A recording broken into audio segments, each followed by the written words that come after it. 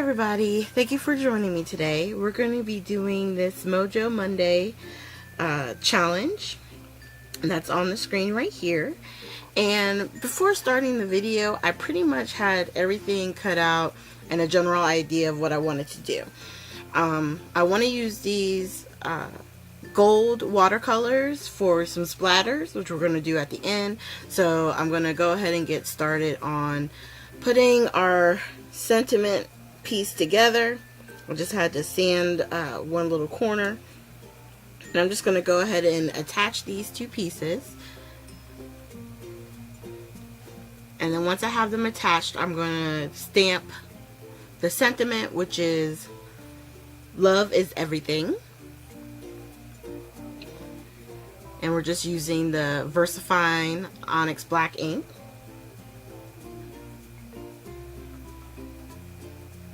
And then we're going to press down and press up. And then there you go. Love is everything. Alright. Now we're going to use this block later with the watercolor. That's why I put it off to the side. So what I'm going to do is I'm going to go ahead and get everything taped down.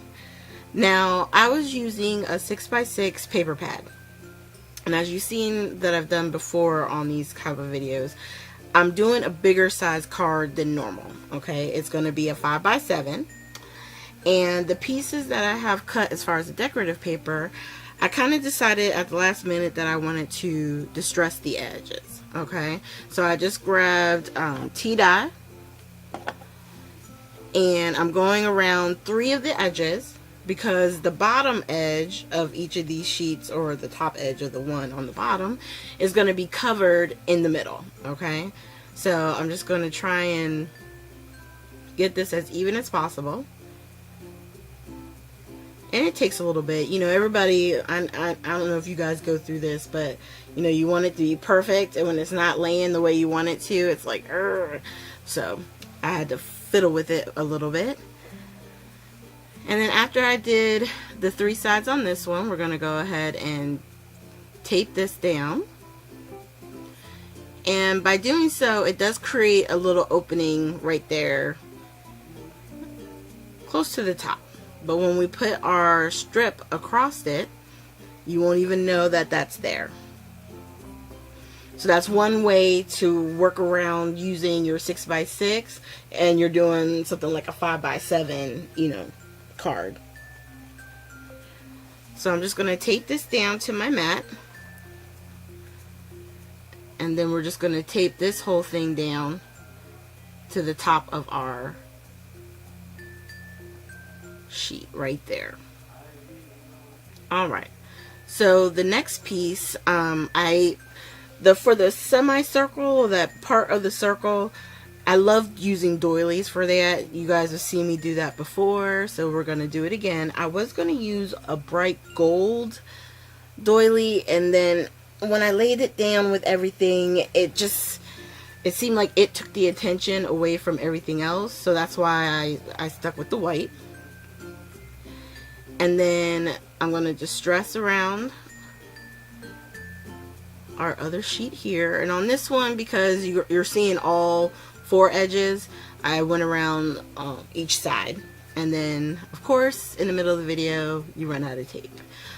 So I really quick just changed that and put it all together so we can finish taping down our piece here. And some of these, you know, sketches that I find, some of them I would like to use on a 4 1/4 by 5 1/2, which is your typical size card. But I find, you know, some of the elements, they're too big in my mind for that small of a card. That's why I went to the 5x7. Because whatever I feel like is too small for the typical size, if we go to that one, it fits and it's able to work out, you know, better for me. So right now we're just laying down some foam tape.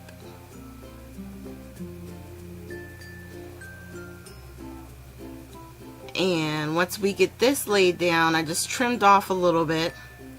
Now those little Tim Holtz snips, love them. They are too cute. Alright, so we're going to lay this down.